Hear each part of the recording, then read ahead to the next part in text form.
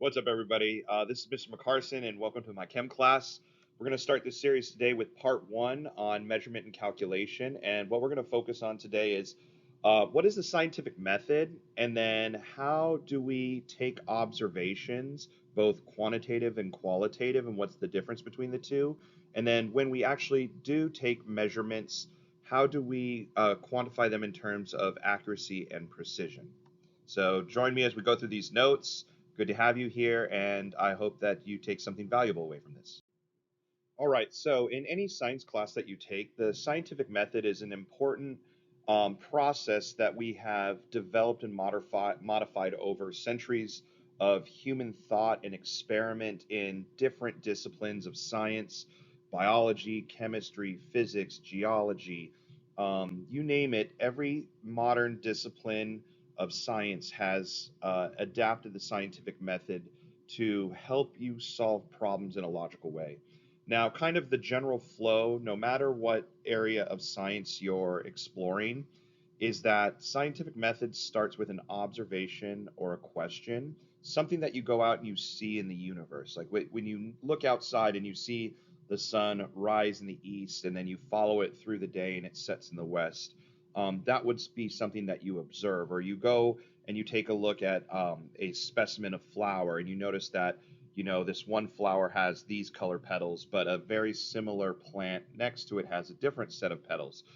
Observations can come in a number of different sizes, shapes, forms, using our senses, right? So everything starts with an observation and a question about the world we live in or a phenomenon that we see.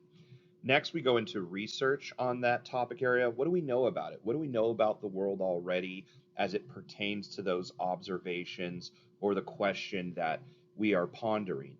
Now, kind of a central point of the entire scientific method is the concept of the hypothesis, which is a testable prediction as to why you think the outcome of the observation is occurring, right? Keyword here is testable. So hypotheses need to be testable. You need to be able to falsify it to say whether the hypothesis holds based on scientific evidence from a test, from an experiment, or if it's falsified, if it's something that, okay, that's not the reason why it's occurring. Okay.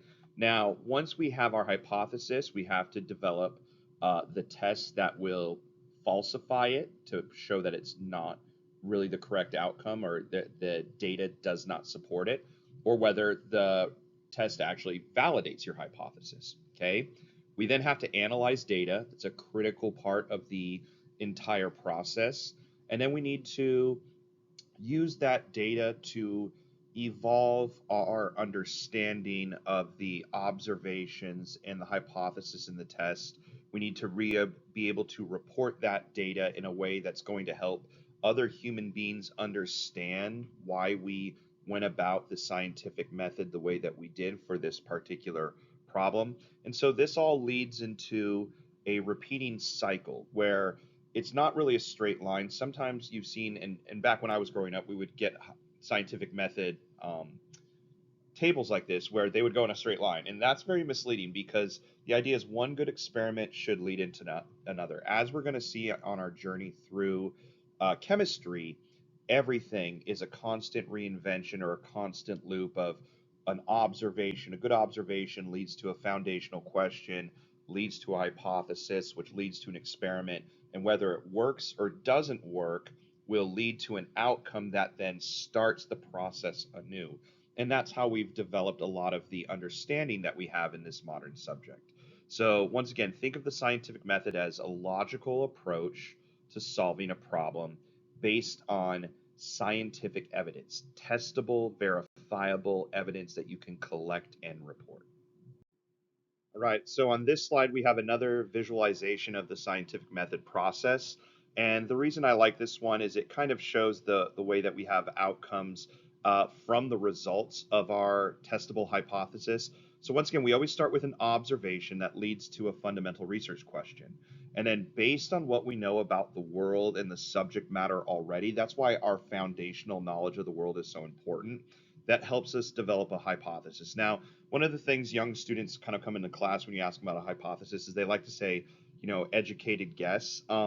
we try to stay away from that. We want to develop a testable prediction, right? I kind of like that terminology better. It's a testable prediction. It's based on what you already know, that is knowledge that you can rely on. Like, you do know things about the world already, right?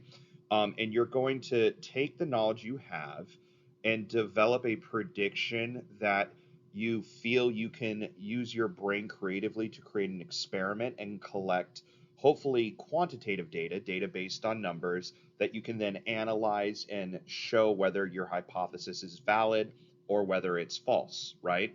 So then we go into the test, and then from the test, we're going to get the results of our hypothesis. Now, if the results of the hypothesis or the results of the test are inconsistent, so if the numbers don't back up your hypothesis, what you then do is you revise. You have to rethink about your hypothesis. Maybe there's a factor you missed, or when you actually saw the experiment, you noticed something that drives your mind to reconfigure your hypothesis, and then you start all over again.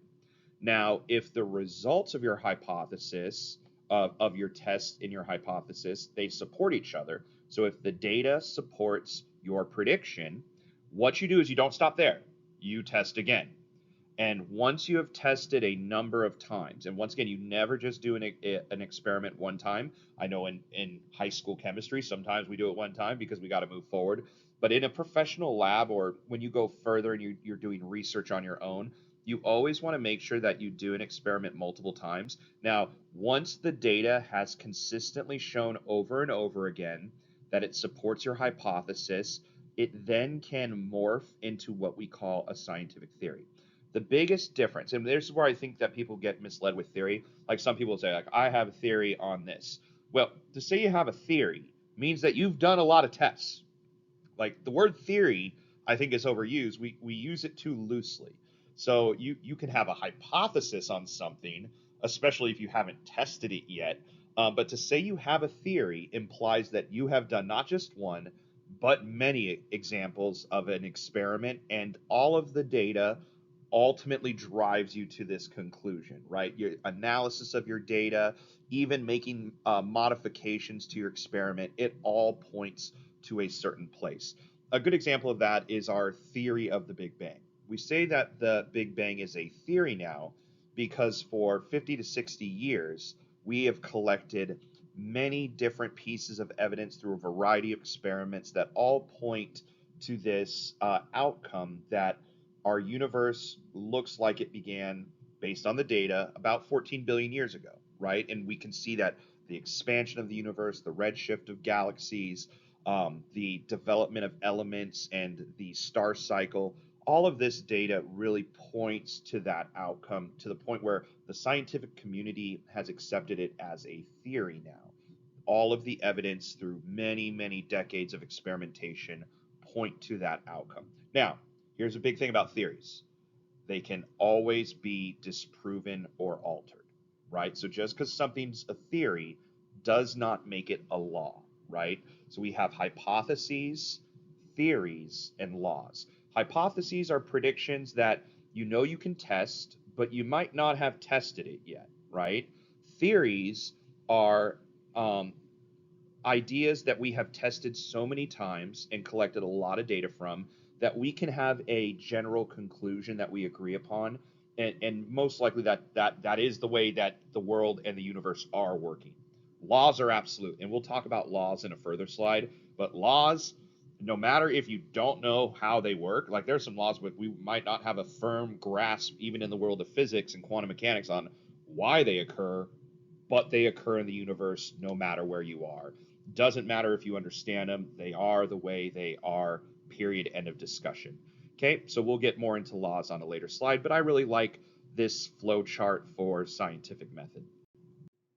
All right, so I found this out there, and this shout out credit to a science enthusiast.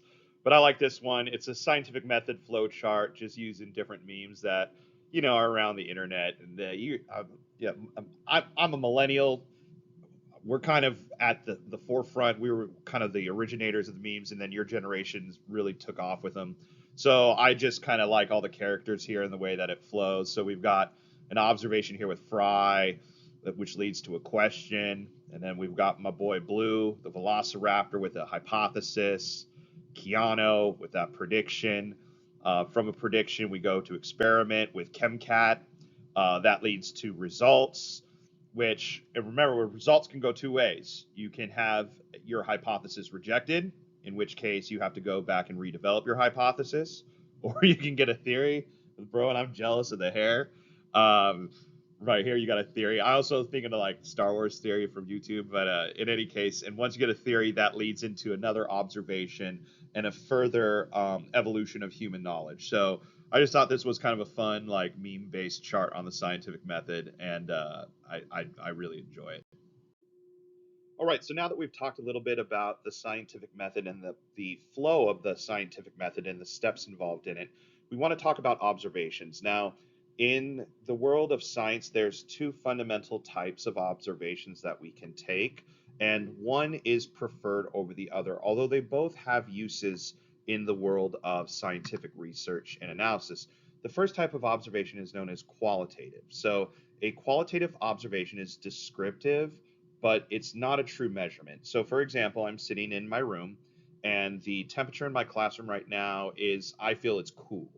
Now, I've said I feel it's cool, but a student might have been sitting in here just 5 minutes ago and they would have thought like it was really hot, right? And they might have been sweating. Or they could have been in here and their analysis of the temperature from their perspective was that it was freezing and they wanted to put on a sweater.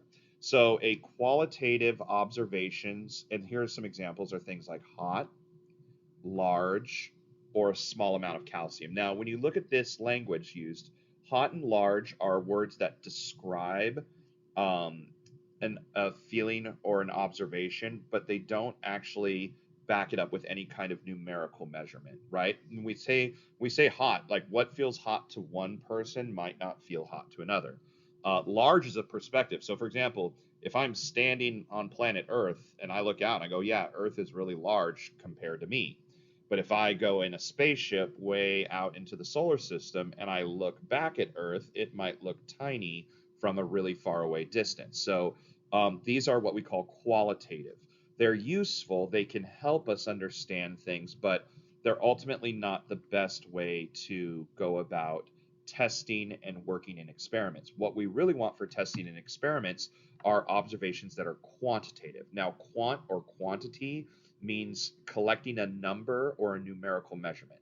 So this is to describe an observation with numbers and units, right? We're basically measuring things. So an example of quantitative measurements would be, or quantitative observations would be, the temperature is 100 degrees Celsius, okay, which is a quantitative measurement of temperature.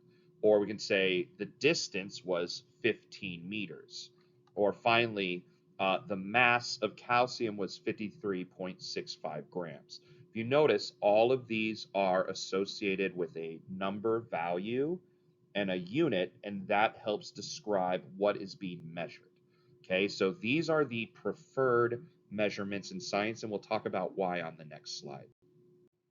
So, when talking about types of observations, the big overall picture between the two different types of observations, qualitative versus quantitative, is that scientists prefer quantitative. Now, why?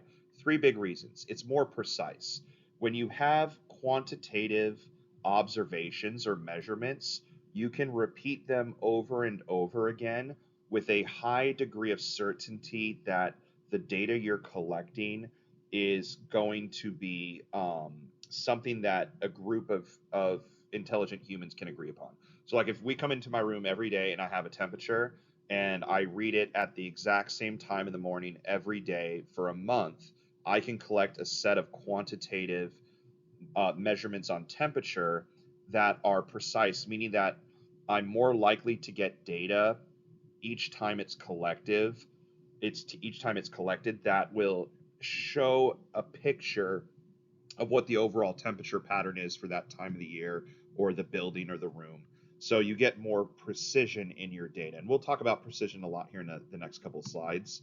The big thing in science is there's no bias. Science and the scientific method are designed to be pure and free of bias. Now, as we all know in the world we live in, like it's really hard to not have bias. Like it's really hard not to. That's just You know, like I've got a PS5 bias over Xbox. And nothing wrong with Xbox. I just gravitate towards that PlayStation 5.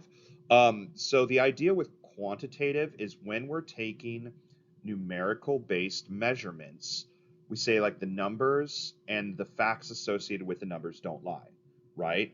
Now, people can lie. You can do what is an ultimate terrible thing in science and like manipulate or fudge or lie about your data, which is like the ultimate no-no.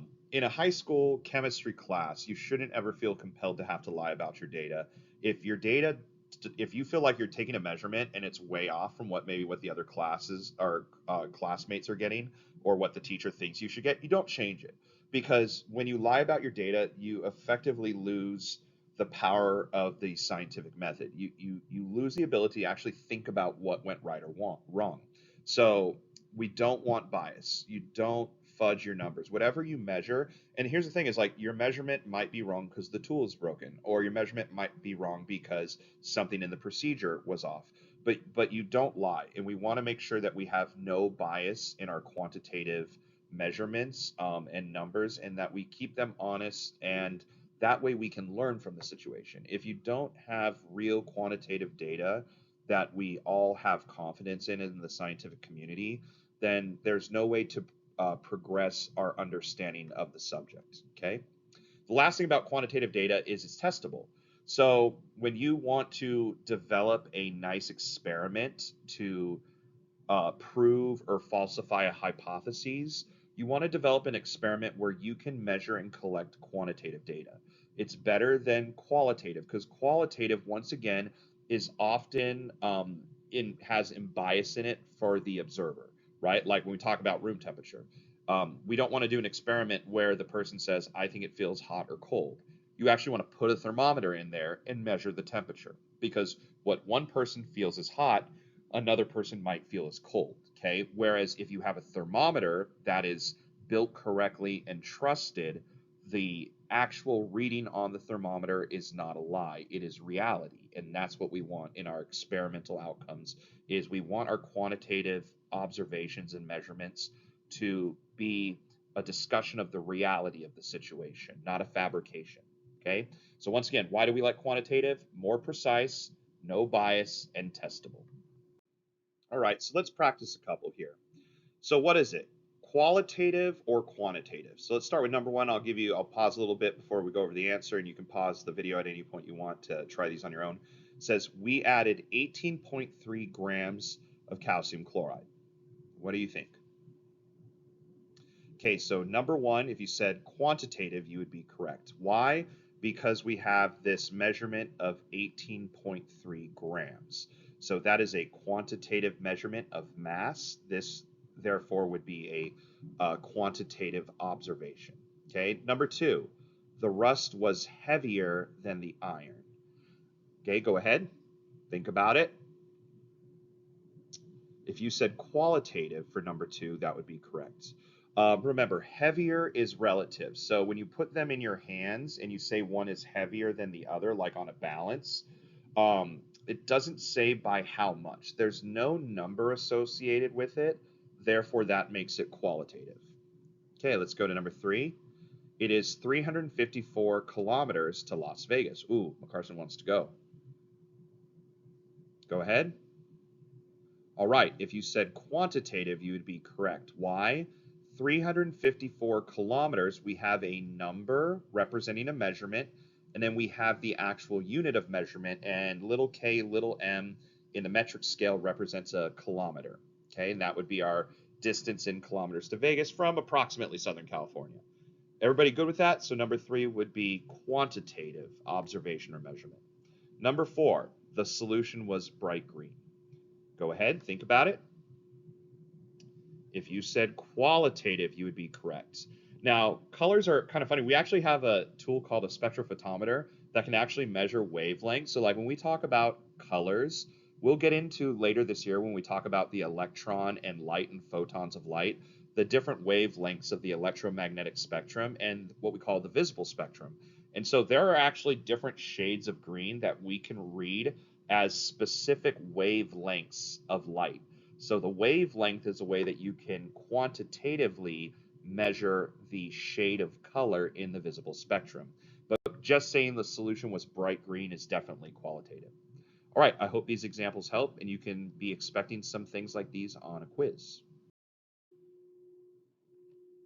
All right, now on this next slide, we're going to get into two very important concepts in the world of science and measuring.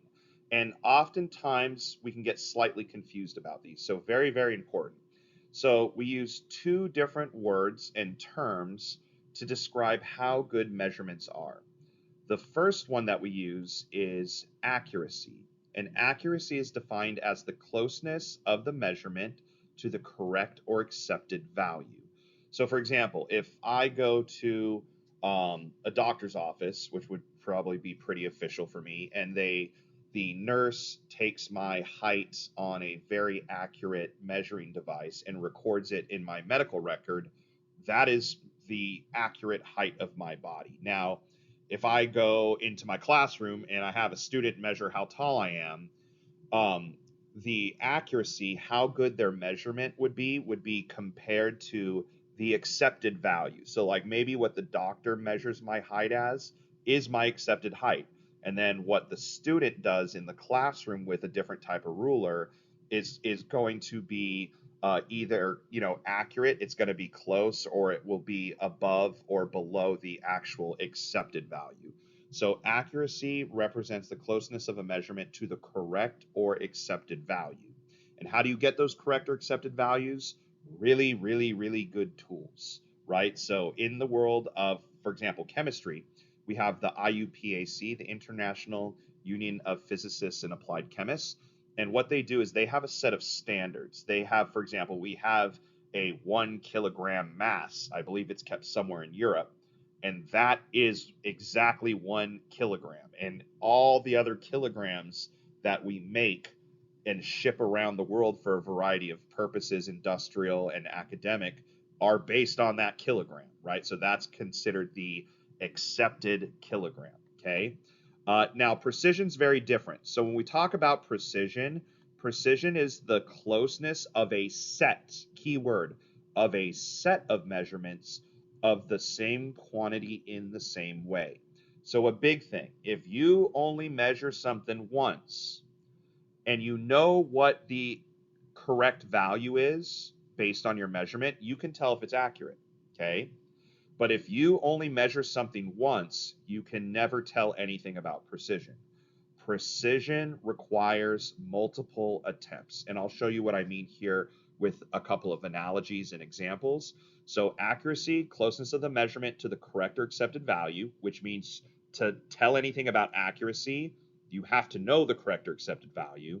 And precision is the closeness of a set of measurements of the same quantity in the same way, meaning, are your measurements every time you do it, are they getting close to one another? Okay, are they getting close to one another? Even if they miss, are you missing in the same place, like when I play golf? Okay, all right, so that's accuracy and precision, and we'll go over a few examples here. All right, so here's our first example to try and discuss using a dartboard analogy or arrows. Like I was just watching the Olympics and I was watching the archers. They're incredible. So I was watching the female archers and it was amazing how both accurate and precise they had to be. So let's take a look here and I'll try to highlight for you what's going on. So first off, here we have a bullseye, and what would be accurate is hitting right in the middle. So I think we can all agree like the part of the bullseye that's considered accurate is like right in the middle. And so we fired 1, 2, 3, 4, 5 arrows at a bullseye or darts. So what we have here, do we have good accuracy, poor precision. Now, why we say there's good accuracy? One of those arrows actually hit the target. It hit close to the bullseye. Okay. Why we say it's poor precision. Okay, so once again, the good accuracy comes from this arrow right here because it hit close to the target. Okay, now why we say this example is poor precision is if you look at the distribution of the 5 arrows, they're in really different spots. So you've got 1, 2, 3 hit the target, 4, and then 5. And so, do you see how they're spread out? None of the arrows hit each other, like hit in the same spot. So this would be an example of good accuracy. Now remember, and this is kind of misleading. To be accurate means you hit the target at least one time, right? It doesn't mean you're precise, which means you hit it over and over again, right? So you can have good accuracy, but it might not give you a good score in a game, or like if you're playing an FPS. So just something to think about there. That's why this is, because some students look at this and they're like, why is it good accuracy? Well, at least one hit the target. You hit the target one time, which for Mr. M, often in sports, and especially if it's like golf or basketball, I'll take that. I'll take one. At least let me make one shot. Okay. Now let's go to the second example. So here's our bullseye in the middle. So first off, this is considered poor accuracy. Why? Do any of the arrows hit the bullseye? No. So it can't be accurate if you don't hit the accepted value. Okay. Now it's considered good precision. Why is it good precision? If you look at the arrows, all of the arrows actually hit in relatively the same location. So they're not accurate because they're not hitting the bullseye, but they're precise because they're missing to the same spot, right? They're missing to the same spot. Like Mr. McCarson, when he would take penalty kicks in soccer, I had a bad habit of missing wide left. I'm left footed, and I always go for the left post. And yeah, there's a reason that Coach McConnell wouldn't let me take them after a few times. Now, let's take a look at the third outcome, and this is optimal. Like if you're a scientist, this is what you want in your experiment. So we've got our bullseye, and this is considered good accuracy. Why? Because we hit the target. Now, this is why it's even better. We also have good precision. Why is it good precision? Because every arrow hits the target. This is our goal. Okay, our goal in developing um, experiments and then measuring techniques, like where we want to get to with our confidence and measurements, is we want to aim for both accuracy, hitting the target, and precision. Now, once again, accuracy is sometimes tough because you might go into a research experiment in like the unknown. You don't know what the accurate is, and maybe nobody does, right? We do live in a world where a lot of targets are actually measured for things like density. There's a lot of properties of elements and compounds that do have accepted values. You can look them up online in a variety of different scientific databases. But that's one thing, is like sometimes accuracy is hard to find, or you might not know, or you might have to research it. Precision, though, you can only determine if you do something over and over again, and if you look at how close the measurements are to one another. So hopefully this example helps, and we'll use one other example coming up. So just a couple of follow-up points on differences between accuracy and precision. Remember, accuracy can be true of an individual measurement or the average of several. And that's something I'll show you in an example. Like if you look at the average of several, like if we go back to that last slide, in the first one, there were 5 arrows shot and 1 hit the middle. But if you kind of look at how they were spread out, if you were to like triangulate all of them and average them, the average location between all 5 would kind of be over the bullseye if you were able to visually figure that out. Okay. Precision always requires multiple measurements before anything can be said about it.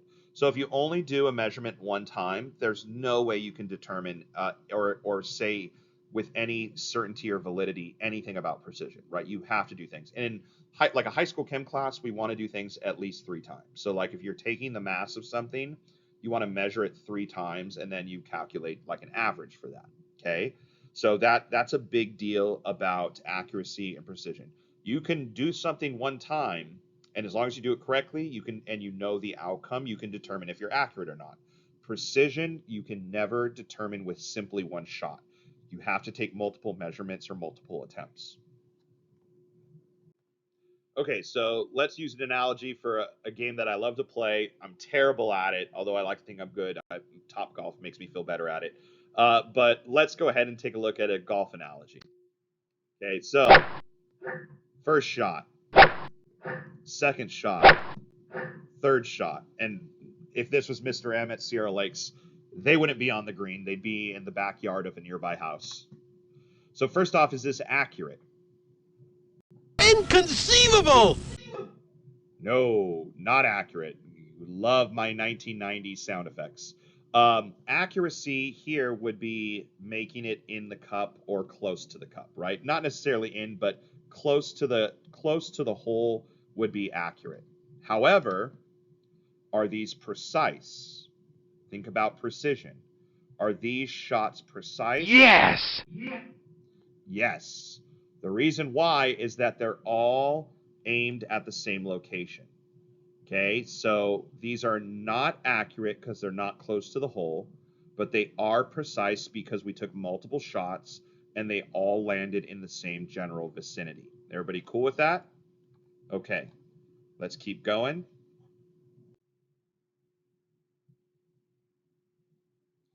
So, another example, there's the first shot, there's the second shot, there's the third shot. So, are we accurate this time, everybody? Are we accurate? Yes, we are accurate. Yes!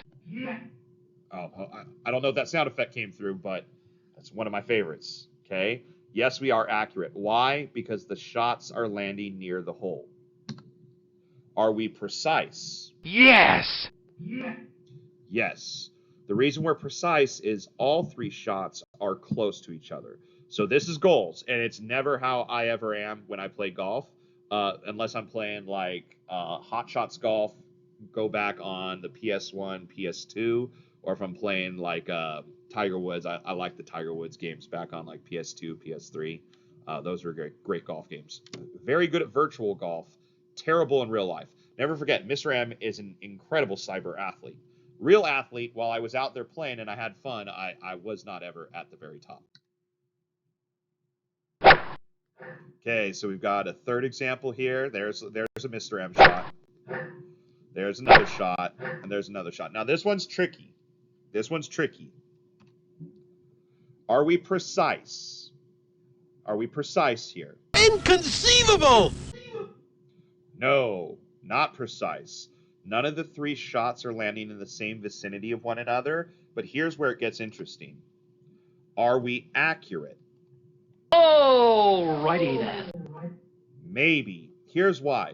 If you kind of like triangulate these, so if you look at where these kind of average, the average location, if you average these three shots, might be pretty close to the hole. So it depends on your definition. Like if you're using average values, the average of these three shots could possibly be considered accurate. Are any of the individual shots accurate? No. The individual shots are not accurate. But if you average, like by trying a triangulation method of some sort, you could make an argument for accuracy on an average. Now, does that change the outcome of your score in golf? No, but it's one possible perspective that you can look at. Okay? So I hope these examples helped. Okay, so here we go. One more. So we've got a shot, lands right there. Okay? So were we accurate? And once again, it kind of messed up. So I don't know why in the animation, but if you watch the animation, the ball ended up right there. The golf ball ended up right there. So were we accurate? Yes! Yes. Okay. Were we precise? Were we precise? If we only took one shot, can we tell anything about precision? Have we learned our lesson? Have we learned our lesson, ladies and gentlemen? We can't say. Why can't we say anything about precision? Because we only took one shot, right? And remember that age-old cliched mantra, you miss 100% of the shots that you never take, okay? And I hope you learned your lesson on accuracy and precision from our archery analogy and our golf analogy. All right, so one last slide just to practice how this would look in a laboratory with students that are measuring things, and then we'll wrap it up for part one of these notes. So in terms of measurements, let's say we have 3 students. And the 3 students measure the room to be 10.2 meters, 10.3 meters, and 10.4 meters across. So each student has a meter tape. You tell them to measure the length of the room, and those are the three different measurements that each student produces. So first off, were they precise? Think about it.